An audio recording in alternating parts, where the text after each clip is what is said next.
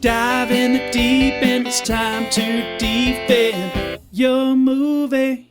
Hello everybody and welcome to this week's episode of Defending Your Movie. I am your host, Jeremy Meyer. So this is a pretty special episode this week because we have a pretty special guest, the biggest guest this show has gotten so far. Comic book writer and artist Tim Seeley has agreed to come on the show. And today we're going to be talking about a little forgotten DC Comics movie called Jonah Hex, Western with Josh Brolin and Megan Fox, based on the bounty hunter character Jonah Hex from DC Comics. Something I had never seen before. This was actually my first time watching the movie, and was actually surprised to hear Tim had only watched it recently himself. But he's also here to talk about his new comic book called West of Sundown, which actually launches this Wednesday. You can get it on any of your digital platforms. You know, I'm a Comixology user myself. I am always pushing that. So Amazon, Comixology, they're one and the same now more than ever. Your local comic book store, be sure to ask them to order it so you can get in there for that pre-order and have the book. It is a horror western, kind of meeting the art style of Dario Argento, if you're into the Dario Argento films. I'm actually just going to read the little synopsis for the first issue right here off of Amazon. So, hammer horror and literary monsters in a western boom town. A beautiful vampire must flee monster slayers in New York City and reclaim the ancestral soil that restores her undead flesh.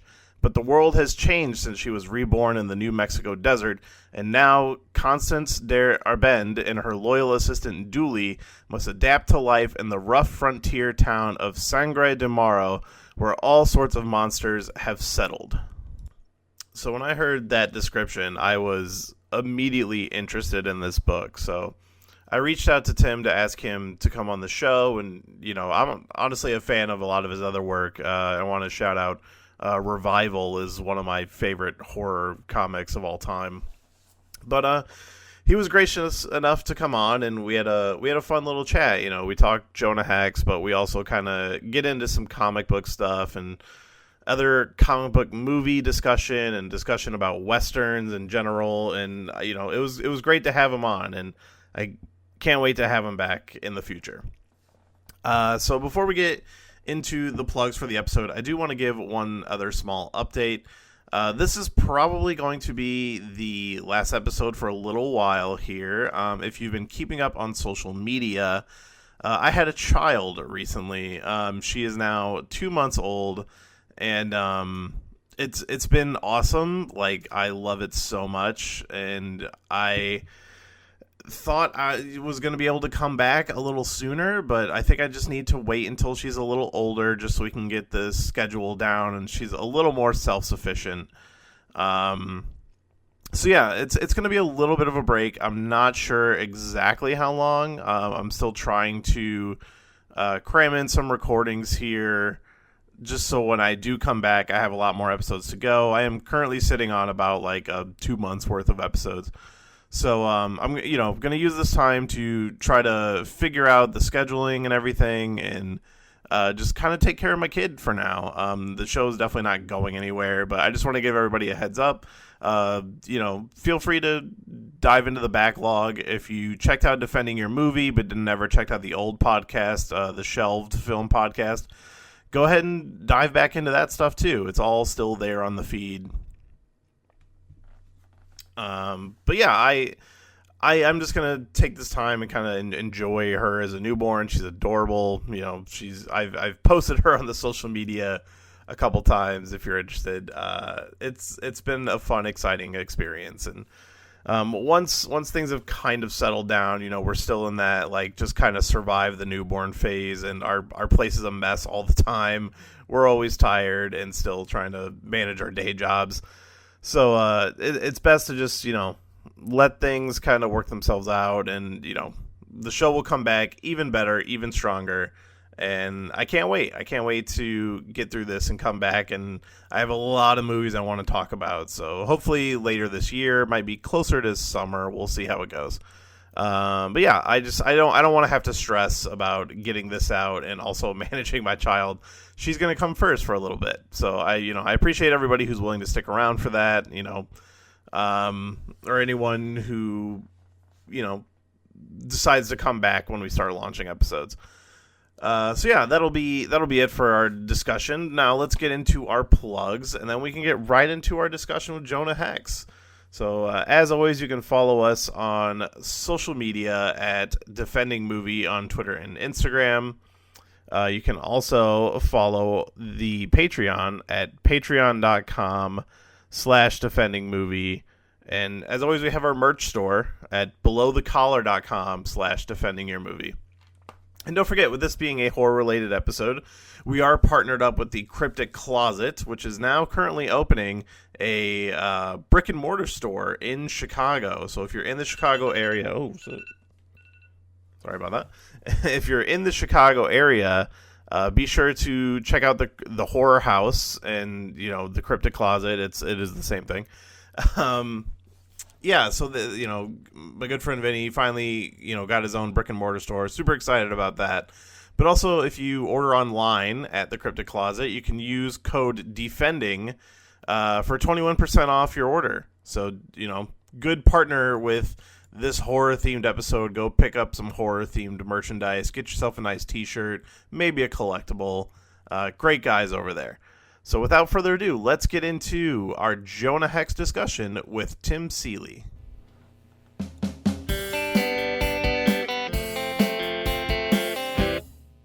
So I didn't tell you this, but we met once before, and I had invited you on a previous podcast that I used to have. We were going to talk about a Children of the Corn movie. Yeah. I bumped into you at a con. And, I exchanged information with you, and then depression took over, and I never followed up on it. But that show doesn't exist anymore. It became too much work, and this is a little more fun and easy. Just sit and talk about a movie and just have a good time. Especially movies that don't get appreciation, I feel like.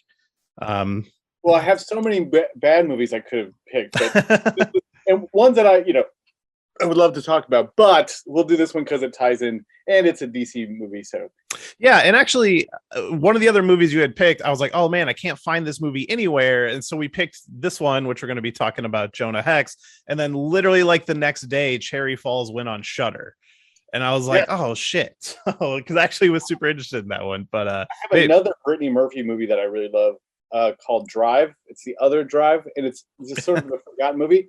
But it's so great, and it's one I try to recommend to everybody. So she's got two movies that I love that I think are underseen. She was great, man. Like that's one person I talk about all the time. I wish she was still around just to see what she'd be doing now. Like, that whole thing was tragic and a huge bummer when I found out. Yeah, for sure. But so we're going to talk about Jonah Hex, which, it's a movie that came out kind of in the explosion of modern comic book movies, I would say. 2008, I feel like a lot of people point to because it was the beginning of the MCU. It was the same year as Dark Knight, and another kind of forgotten gem, I would say, Punisher Warzone. I think Hulk was that year. So, they're blowing up at this time. Marvel and DC kind of putting out some of their best stuff. And Jonah Hex kind of snuck out like just a few years later. And I didn't see it at the time. I was completely unfamiliar with the character. I was one of those people who probably didn't learn about it until the movie. Were you like a Jonah Hex reader? Obviously you're in comics. You have a lot more knowledge of the stuff than I would. Yeah. 2010. I mean, I was very familiar with the character from there's like these 80s comic series of him where he was in space. And then there was a Joe R. Lansdale one that came out from Vertigo Comics in like probably 1994, 95, somewhere in there, which I really liked. It was like a horror sort of version, like a weird Western horror idea. And then the Jimmy Palmiotti New 52 one I was also pretty familiar with, which he did with Justin Gray. And so I had issues with that one. So I definitely knew the character. I also did not see this movie in the theater. In fact, I did not see it until after only like 3 weeks ago. Really? When you'd asked me to pick a movie, I had just watched this with my wife because it came up on HBO, I believe, and I'd never seen it. I was like, "Well, I don't have a good excuse for having never seen this. I'm glad I didn't see it before I did West of Sundown. I've written 3 scripts, so I'm glad I didn't see it before that because it's not The similar. influence. But yeah, I'm glad it didn't. It might have been more influential, I guess, maybe, or I would have thought of it. I hadn't seen it in 2010 when this came out. I believe it came out the weekend I was at San Diego Comic-Con or somewhere around then. So for whatever reason, that was enough for me not to catch it when it was in the theaters. And then I just kind of forgot about it. And people have a lot of strong feelings about this movie. I remember everybody talking about, oh, it's so terrible. And then I watched it, I was like, what the fuck are you talking about? It's like, it is, I don't know. There's a weird thing so yeah, that's what I would be up for discuss because I don't understand why people hated it. That doesn't make sense to me at all. Yeah, and that's definitely kind of the spirit of this show this is something I've noticed in the last few years. I've always had a soft spot for the kind of not as big comic book movies like your Daredevils, your Ang Lee Hulks, your even like the modern equivalent I would say is like Venom. Like, oh, they're movies like those are making money, but not as many people are loving them. But I was like, these movies are kind of great. Like, I don't really understand the hate. And I could definitely see how this one is a little lesser than some of those. Like, it feels like a movie that almost could have been, because you look at the cast list and it's huge. It is everybody who are massive stars today. And yeah, I mean, it's got both Brolin and Michael Fassbender in it. Yeah, and this is like a year away from Fassbender blowing up with like X-Men First Class, because I think that was a year later. Yeah. And I want them together. And then it's got Will Arnett in the only serious, and I use serious in quotes here, serious role I've seen him in.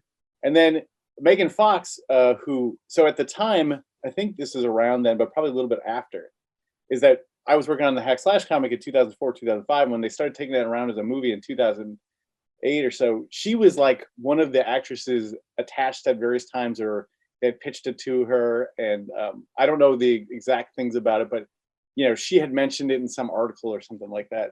So I always thought she was amazing. And I, also really liked her because she was maybe going to be in my movie adaptation. That never happened. But yeah, I actually want to bring that up real quick, because in my research I saw, did that like come very close to happening? Like I didn't know there was a movie, the way Hollywood works, obviously, but it seemed like from the wording of what I read that it was like damn near about to happen and then just kind of didn't. Right. It got as far as like, they had a director, they had casting ideas, but no contracts, and they had locations. Like, they get that far. Wow. So there were like scripts out there and everything. Oh, yes. There's like 4 of them. But it fell apart, not because of studio stuff. The movie company that had bought it, which was Rogue Pictures, was a part of Universal, and then it got split off into its own thing, and then it got essentially when Comcast bought NBC Universal, they sort of sold off some debt, and it's all very all businessy stuff. Yeah, the way some of that stuff just gets lost. And so Rogue got turned into it was given or sold or something to one of their major investors, which was the studio called Relativity, which was like a financier. So then it just after that, everything just kind of dried up. It was just such a mess, and not much happened from after that. But in some alternate universe, in 2009, Megan Fox was in Hack Slash, not Jonah Hex. that tracks, because that's right after Transformers, because I think she did the first 2, and I think that second one was around that time, and she was huge at that point. Yeah. And in this movie, she is stunningly beautiful in this movie. Like, it's crazy. And that outfit she wears is ridiculous, but so great. It's I ended up buying the action figure of the Lila character, and it's just like she wears like this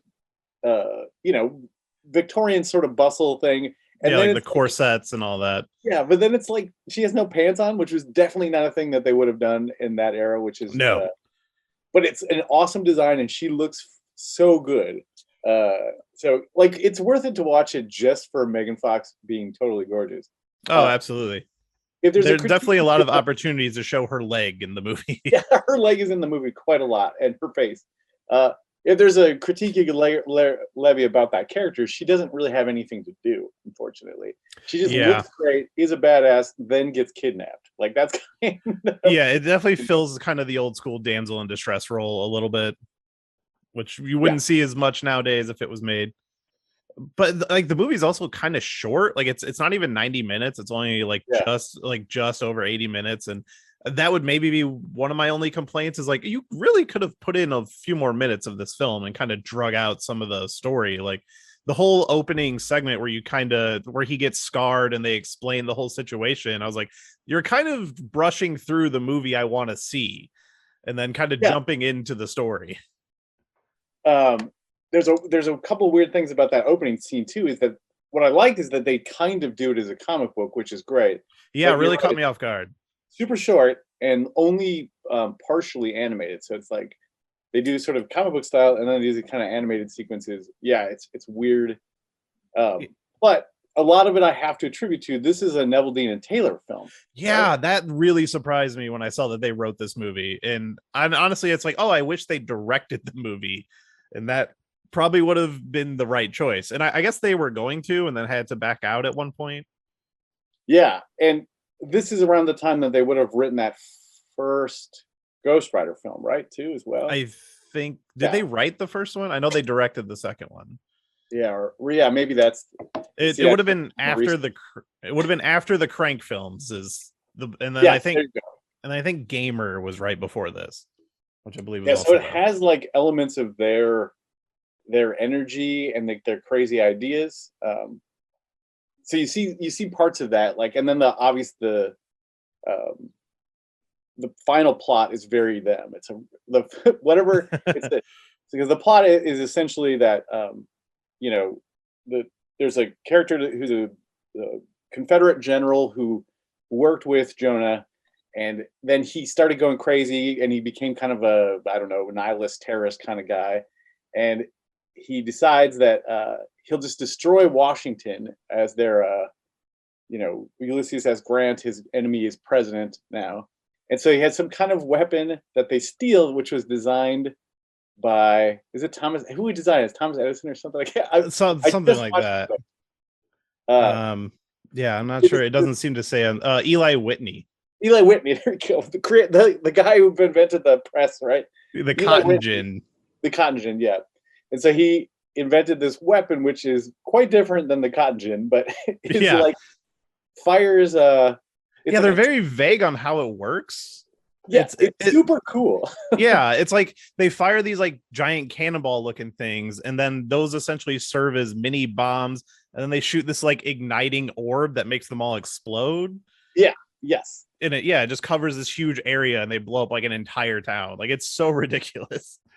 Yeah, that's the part that's very Neville Dean Taylor. Like, this is just some weird, you kind of buy into it, but it is very unclear of what would happen if you like grabbed one of those glowing balls. Like, there's not a lot of rules associated. Yeah, they barely even talk about it. It's just like, oh, we're trying to build this weapon, and then we've built it, and here it is, and then they just use it with no real explanation.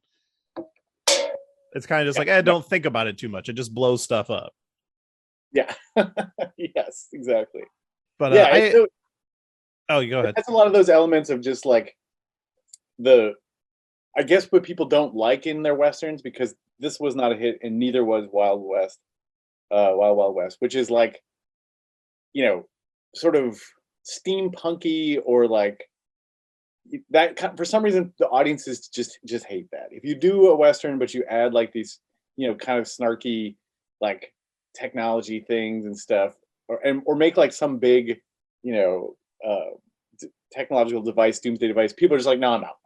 See, and I kind of like the mixing of the genres. It's kind of like when I watch A Knight's Tale and the movie's scored with like modern rock music. I kind of like when you're kind of combining two things that shouldn't go together but kind of do. And yeah, like even in the beginning of the movie, he has those like chain guns on the side of the horse, and I was like, this is awesome. Like, I love this stuff. Yeah, it's clearly we are probably in the minority on that, because it just like, and he starts out with those. He's got the crank gun on the side of the horse, like he's got like the Batmobile essentially, except he's got machine guns on a horse, and he cranks them out. And then it's not used again, right? You just No. And there's also the device that the other guy has, like it's like a crossbow bomb thing. Yeah, it's like shooting sticks at dynamite or something, but it's like a pistol. Yeah, because they have like Lance Reddick as kind of like his equipment guy, and Yeah, he's almost like yeah, he's almost like Cowboy Batman at one point. yeah, and it's done very kind of tongue in cheek, which is surprising for how, you know, I guess how serious Josh Brolin plays it. He's in on a joke. He plays it pretty straight. Yeah, and I would John Malkovich as well, who plays the villain. It is maybe the most subdued I've ever seen John Malkovich in a movie, which was kind of surprising. Like when I see him, I'm always like, oh, we're gonna get this big over the top performance. But he's kind of low key the whole movie. But Michael Fassbender picks it up for both of them. Yeah, right. Yeah, right. Michael Fassbender plays the John Malkovich character. Yeah, he's so over. He was clearly having fun making this movie, and I really appreciate him in it.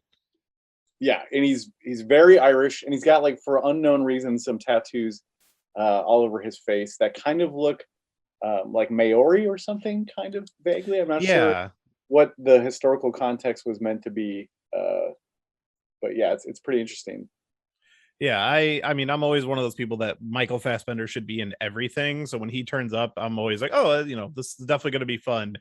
But they talk about, like, even on the Wikipedia and stuff, they say he modeled his character after the Riddler and Malcolm McDowell's character in A Clockwork Orange. And Correct. that specifically the hat, like the bowler hat he has, is like, oh, that's what helped him find the characters, putting that hat on. Actors. But yeah, it works. He's great in there.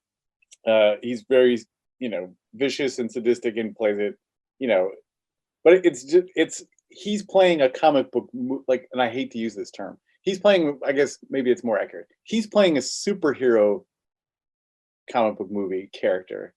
And this is, I guess, a Western comic book movie character. Yeah. So he does stand out in there as just being, more of a superhero comic book, I think. Yeah, definitely some kind of clashing of what movie some of these people think they're in. And like, luckily it is such a good cast, so even if they're not on the same level, they're at least putting in a good performance. Like Josh Brolin is great. I can definitely tell it seems like he's having trouble talking with the prosthetic on his face. Yeah. But he nails it. Like, he does that brooding thing so well, and just like he's got that voice that just when he's speaking, you're paying attention to what he's saying. Yeah. He clearly he's I don't know what kind of relationship he has to comics outside of his real life, but he gets put in these movies because there's not a lot of people who kind of look like a comic book character like he does. He's got the square jaw and he's got the gravelly voice, so, like, that's why he's Cable and Thanos and Jonah Hex, right? He's Cable as well in Deadpool. Like, he's been so many of these movies now. Yeah, and he must have at least some kind of affection for it, or just knows that that's where his bread is buttered, because he does. I mean, even here, for whatever people don't like about the movie, he's great. Like, he plays it as best as you can play a guy with kind of what looks like sort of wet spaghetti glued to his face, and he really puts it into it. Yeah, no, I mean, you can't really go wrong putting him in anything, but he's like a good choice for the character, and I've seen there were some other people, who was it? They were looking at somebody else that I was like, oh, that would have been a good choice too. I can't remember now. But yeah, like I completely buy him as this, like, grizzled bounty hunter, and honestly I just wish they did more with his kind of origin story. And I understand origin movies, we always try to mix it up because everybody complains that every comic book movie is just an origin story. So I always appreciate when one will try to do it differently, but I think this is a case where it's like, oh, I want to see him kind of grow to be this bounty hunter instead of already jumping into where he's at. I think it's Thomas Jane who was the other person considered for the That's role, right. Yeah, Thomas Jane would have been great. Fan. Yeah, he's like a real life comic book fan and he doesn't like superheroes, but he loves Punisher and Jonah Hex, and he's sort of that kind of stuff he's super into. So it totally makes sense. And he did play him in that one of those animated shorts they did. Yeah, he voiced him in something, and they've also put Jonah Hex in the CW shows. I think at some point he was on the Legends of Tomorrow. Not sure who played him there though. So I'm checking. This movie has 12% on Rotten Tomatoes. It's far too low. Like that is so yes, that's ridiculously low. It's not that bad. It is no near. And like the guy who directed this has only directed 2 other movies that are both animated films. He did the Horton Hears a Who and the Freebirds animated film. Wow. Those are the only movies he's directed. That poor guy, though. I guess it's this did not engender him to a full live action career afterwards. Yeah, no. 2013 is the last thing. So that was Freebirds. The only good review. There's only one positive review. Oh boy. Nell Minow from Movie Mom gave it a B-. That's the best review it has, and everything else is much lower, like in the 2 or 4 out of 10 here. It's. I guess their reaction, what people didn't like about it is that it's so chaotic, and kind of inconsistent, I guess, which are things that I don't care about. I don't particularly care about, because life does not have one tone. So why should exactly about a grizzled bounty hunter guy fighting space weapons, whatever? Yeah, like honestly, when I think back on the movie, it's like, was it the most entertaining movie I've ever seen? No, but I was entertained throughout. And there's only really one thing from like a filmmaking perspective that was a little weird to me. And it's when he's already like kind of half dead after fighting Michael Fassbender. And he's having these like visions of him fighting John Malkovich's character. And then when they're fighting at the end of the movie, they're kind of flashing back and forth between the actual fight and this like metaphysical fight. And I'm like, well, they're already fighting. You don't really need to show us both versions. Like you could just show one. That was a weird choice. Yeah, it actually kind of breaks the tension of the other fight, right? Like, it lowers the stakes because there's this sort of illusory. And when they go into this sort of metaphysical memory fight, whatever, it's just kind of a field with like they did some color corrections on it. It's got this weird filter on it that looks like some like early Photoshop filter. So that part I agree, that was the one kind of that's a bump for sure. But that's just like a weird filmmaking thing, and it didn't really hurt the movie overall. Like I think just really the length is one of the bigger issues of like this. They needed about 10 to 15 more minutes to really kind of pad this out. And I know the movie had a pretty troubled like production, I guess. Like I guess Josh Brolin said that he was kind of unhappy making the movie, and I guess they had a composer for the movie who then left because the movie was taking too long, and they brought in a different composer, but they were working with like this metal band because the movie has like a but so it was Mammoth working with I can't remember who they had, but then they brought in Marco Beltrami or whatever, and he had a completely different vision for what the work they had already done, so they had to start over from scratch. So just like a lot of things kind of getting in the way.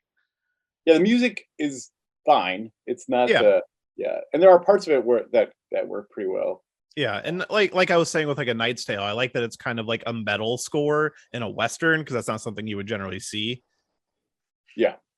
For sure. At least I haven't seen a lot of Westerns, but in my experience, I don't see stuff like that. But no.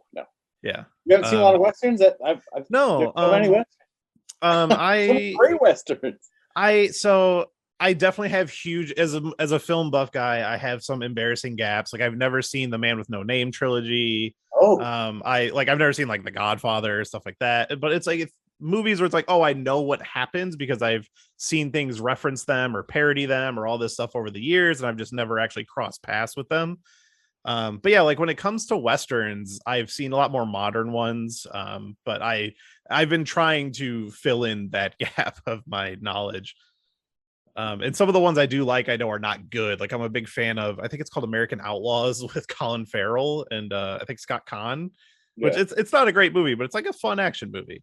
The obviously the Sergio Leone ones are required, and also they're one of the interesting things about that series of Westerns too is that they are reactions to like all those years of Western films, like the John Wayne ones and all the TV Westerns, Sergio Leone's are like a sort of meta commentary on all those, like even down to the casting.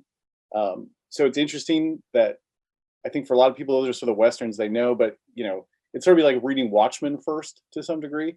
Yeah. Like, because it's a commentary on all the superhero books, and the Leone ones are obviously that for Westerns. And Once Upon a Time in the West does some really interesting with casting. They pick one of the guys who always played the white hat cowboy is the villain, and then the guy who almost always played the black hat is the hero.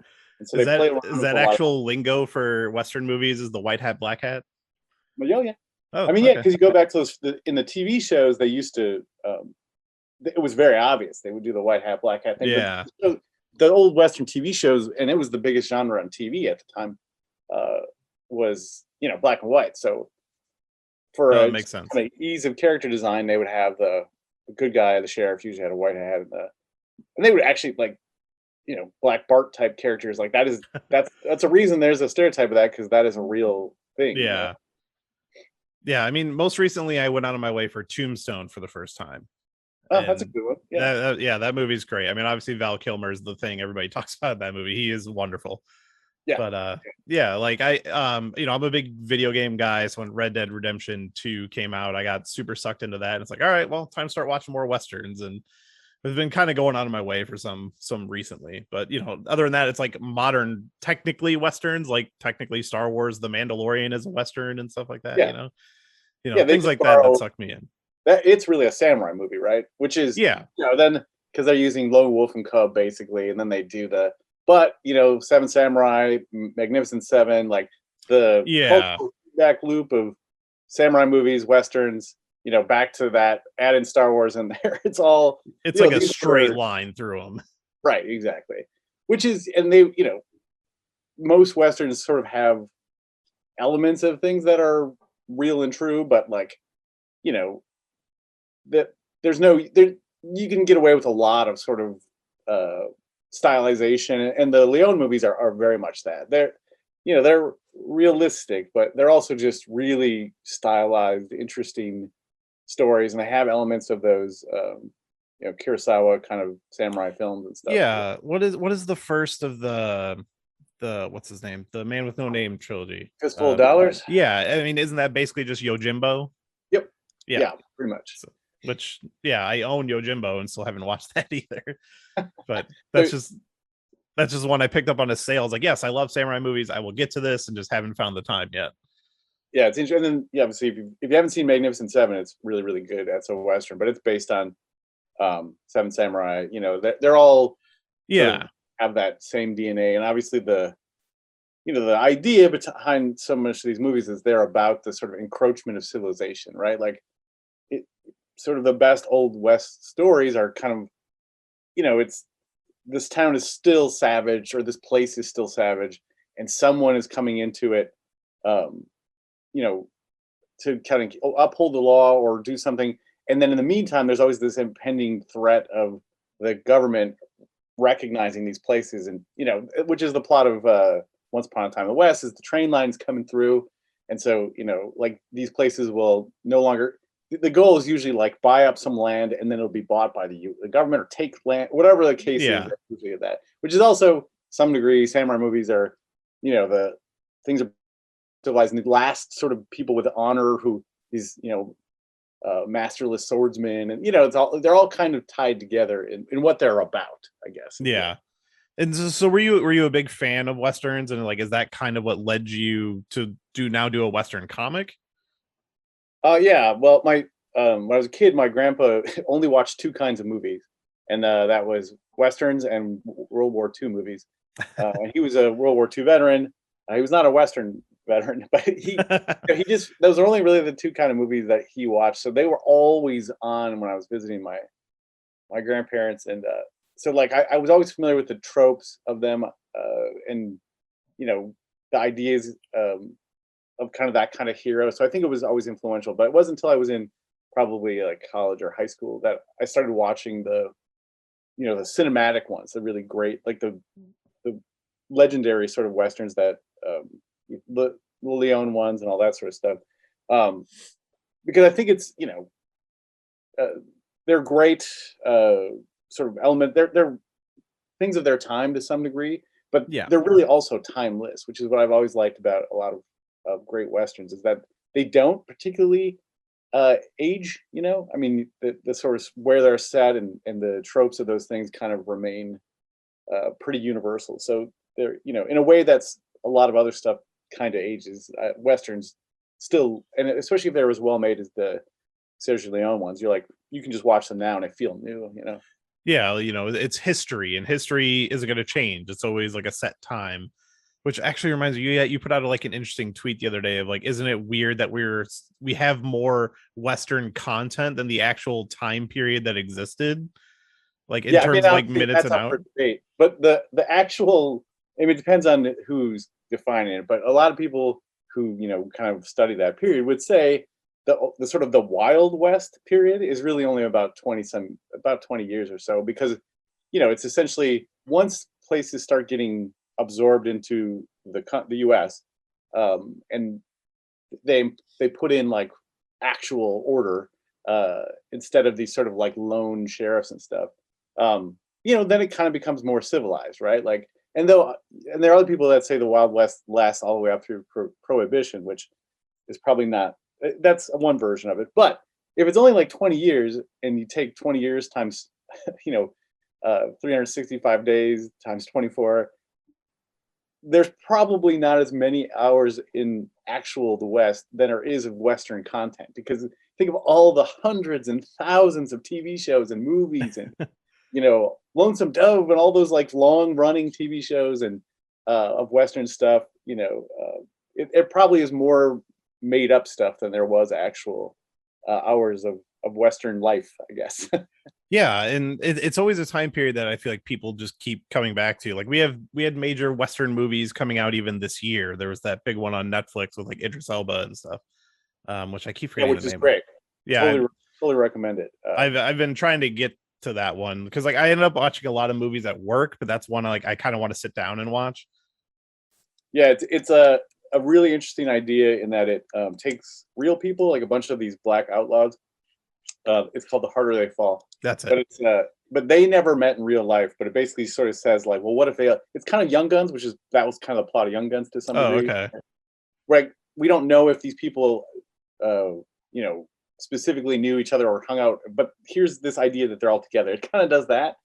That's fun. But yeah, it's really good and really clever, and it also provides like a different viewpoint. And they do some things in there, like they play off things very visually. There's a town that they go in that's like all white.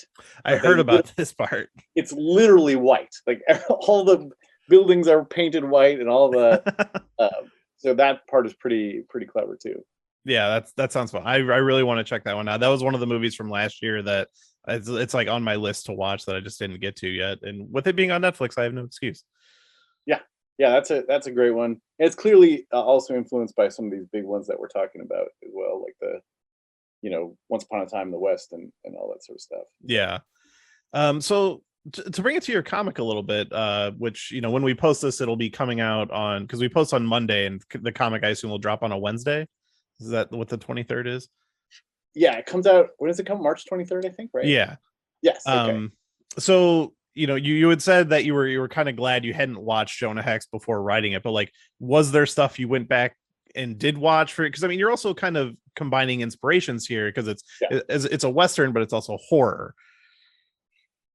Yeah, actually, before I started working on it, I rewatched all of Leone's movies, like every Western he ever did, not just the trilogy. He also did some sort of post that and some previous to that.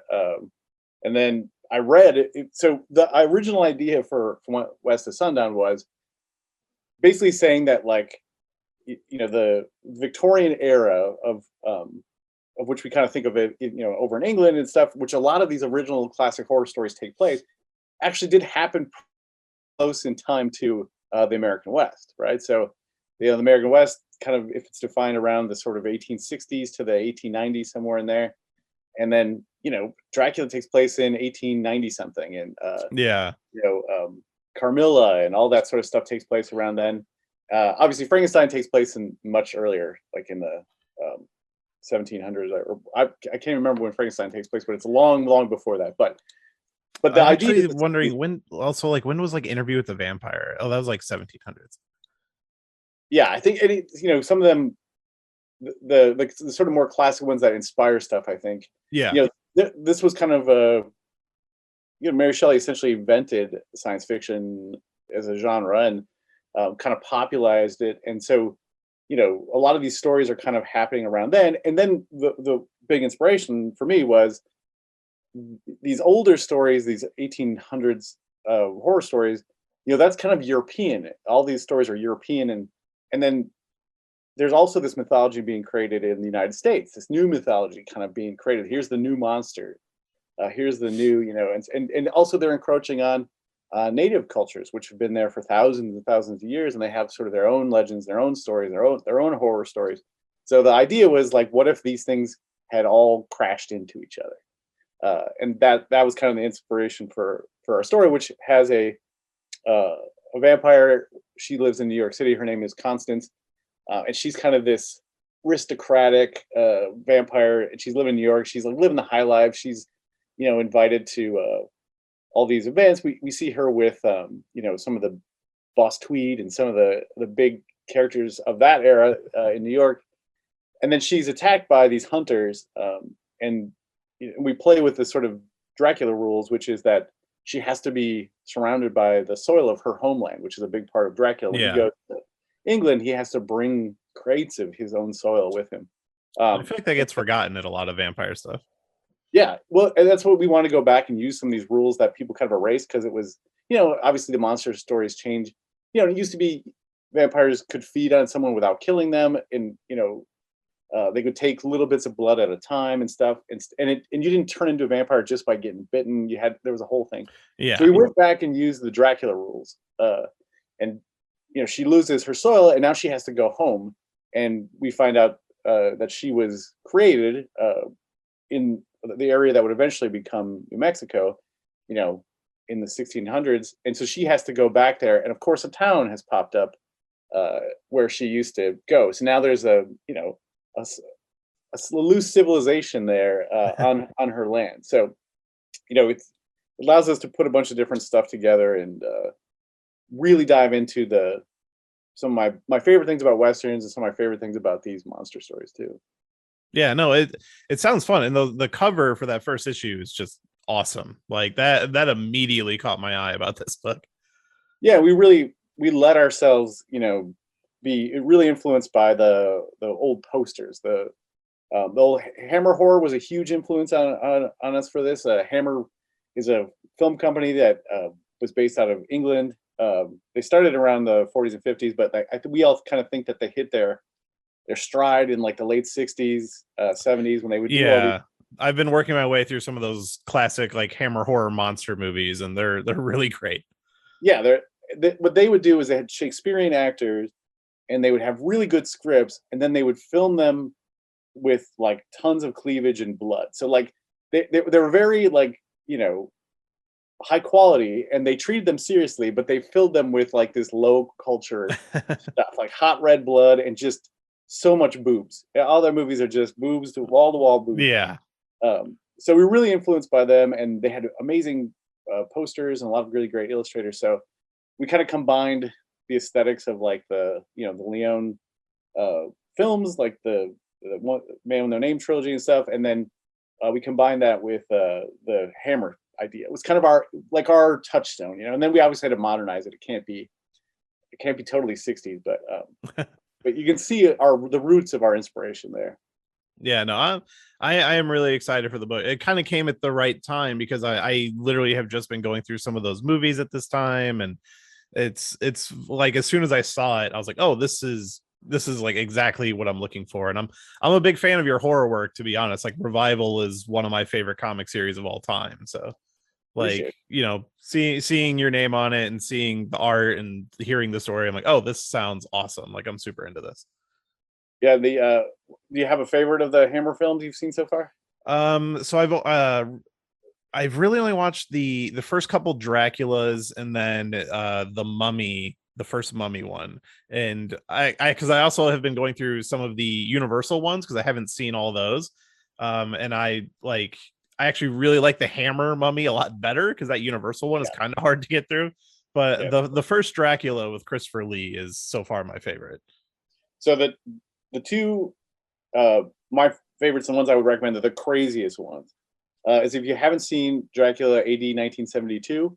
I actually own that one because I think that one is in the public domain. So it's in all these like 10 horror movie collections or whatever. And so I think I have that one. I just haven't watched it yet. It's awesome and so sleazy and so much fun. And Caroline Munro is in it. And it's a bunch of old guys trying to like do disco culture. It's awesome. It's such a sort of artifact of the time, and it's beautifully shot, and it's great. And then I also recommend, if you haven't seen this, Twins of Evil, which is I guess I heard of that one, but I haven't seen it. It's kind of a sequel to Carmilla, which they did as Lust for a Vampire, and it's just that this pair of twins that they hired, who some of the two of the most amazing looking women ever put on film, I think, and it's campy and ridiculous and sleazy, but also just awesome. Yeah, and somehow Peter Cushing in all of these movies. Yeah, he's always he switches back. He's often Van Helsing or someone like Van Helsing, and then sometimes he's Dr. Frankenstein. Yeah, and he's in a couple other ones. But yeah, I believe he's in Twins of Evil as well, right? I've seen so many. Yeah, he is. Yeah. Yeah, Peter Cushing worked with Hammer quite. I mean, Christopher Lee as well, but they both have a number of credits under the Hammer horror films. Yeah, and they were best buddies, so I always think that's kind of wonderful and inspirational that they did all these movies and they became really good friends and stuff. So yeah, he's Gustav. That's right. But yeah, it was originally called Vampire Virgins, I believe, in it. Okay. Yeah, it's but they're like sleazy and fun, and yeah, you know, I grew up on them in the way that my dad was a big.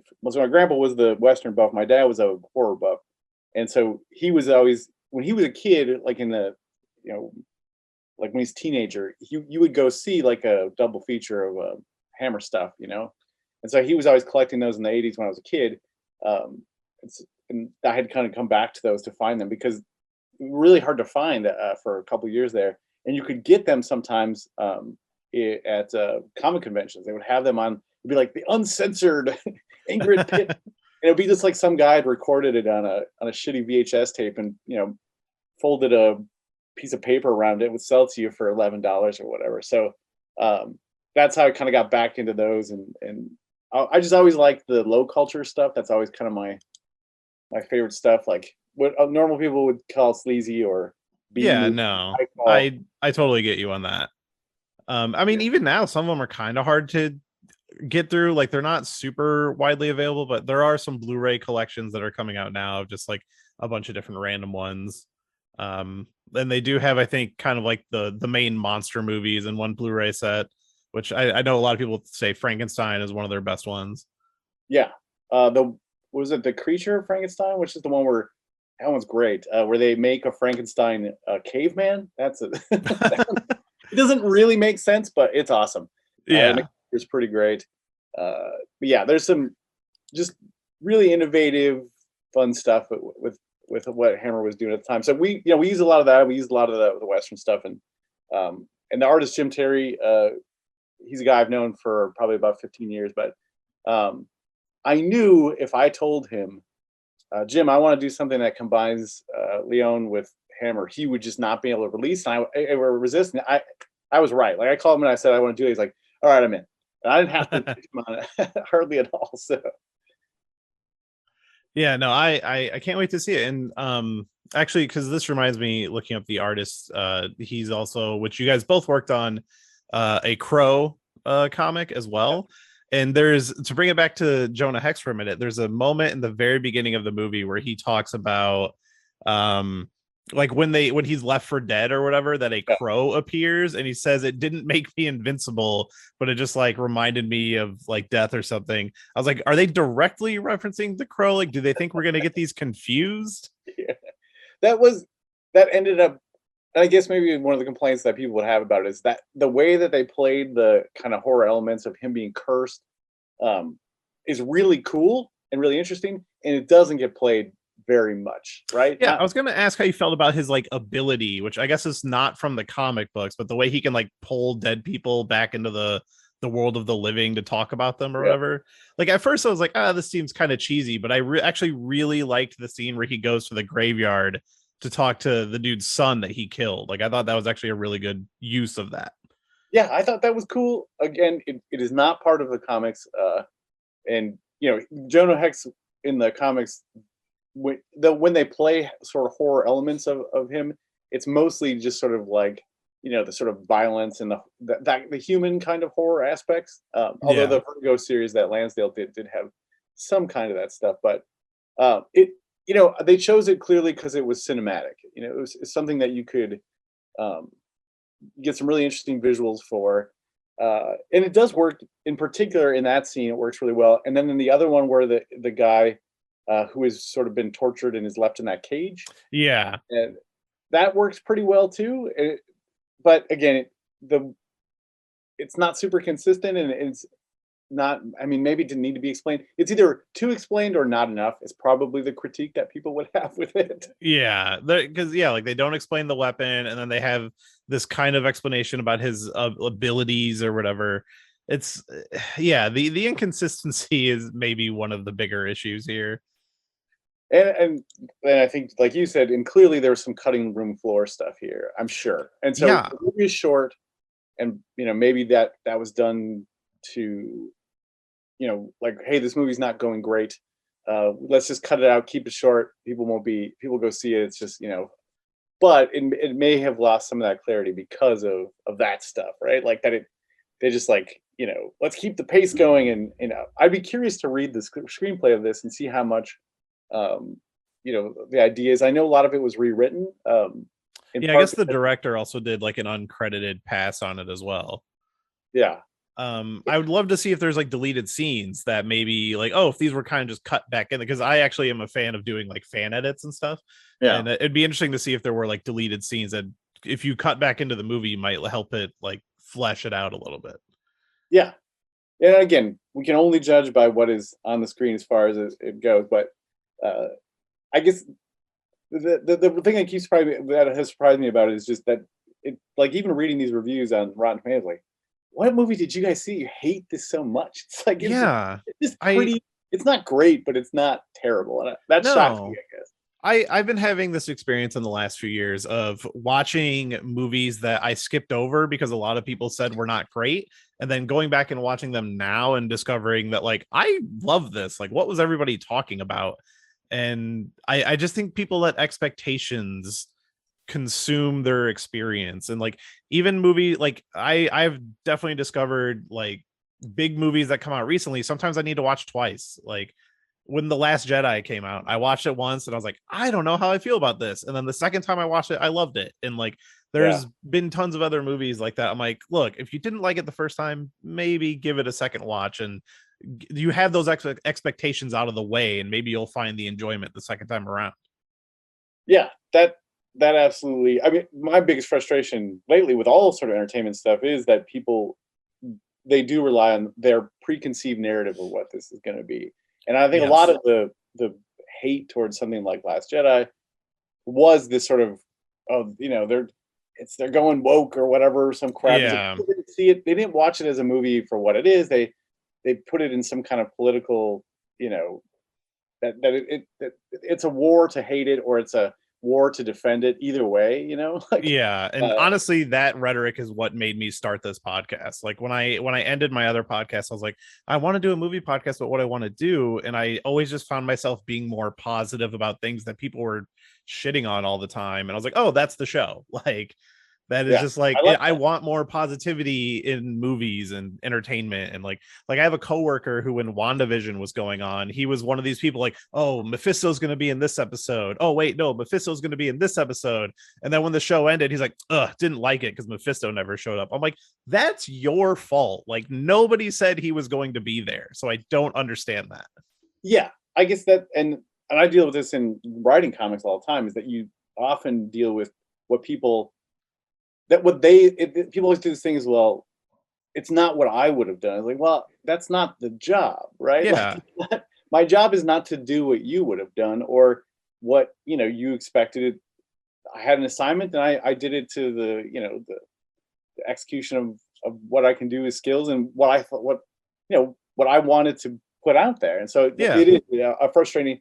I don't think that was as much part of the experience, going back, even probably 10 years for sure. Definitely wasn't 15 years ago that people did that sort of, It feels different now, and I don't know what happened. And maybe it's just lazy to blame something like the MCU, but I mean, you can point to that and be like, yeah, I don't know, maybe seeing this interconnected media for so long and it matching expectations, and then all of a sudden they start to do something different and people don't like different. Like I don't know. I don't understand where this mentality comes from of like, oh, well, that's not what I would have done. Well, it's like, well, then go do something yourself. Like, yeah. that's the only thing to do. Like, the creator is telling their story. You either like it or you don't. Like, I don't understand this attacking mob mentality of just ganging up on something. Yeah, agreed. And it does, it happens on sort of both sides of the political divide. It tends to be, in my experience, more hateful from the right, but I've certainly got enough shit from the left. Yeah. Which, so I know that that's a big, it's just both sides of people putting kind of politics on stuff, which, yeah, again, and obviously in some degree it's that we weren't as aware, but Sure. it didn't seem like that was as much a part of the experience before, but I don't know how it changes. In part, I think there's so much stuff, right? There's so much stuff. There's more Yeah. content now than there ever has been.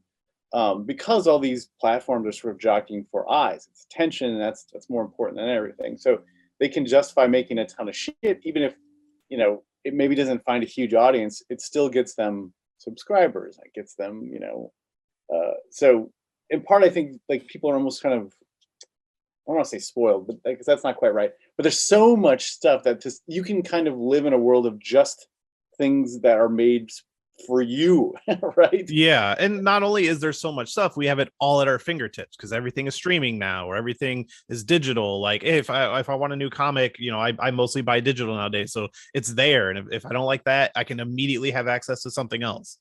Like Yeah. we've taken so many steps out of accessing our content. Yeah, that totally makes sense. That's Yeah. part of it, right? Yeah. So I and I don't expect things to get too much better, but I'm always happy to just say like, oh, I don't know, maybe revisit this, and it wasn't, it didn't deserve your.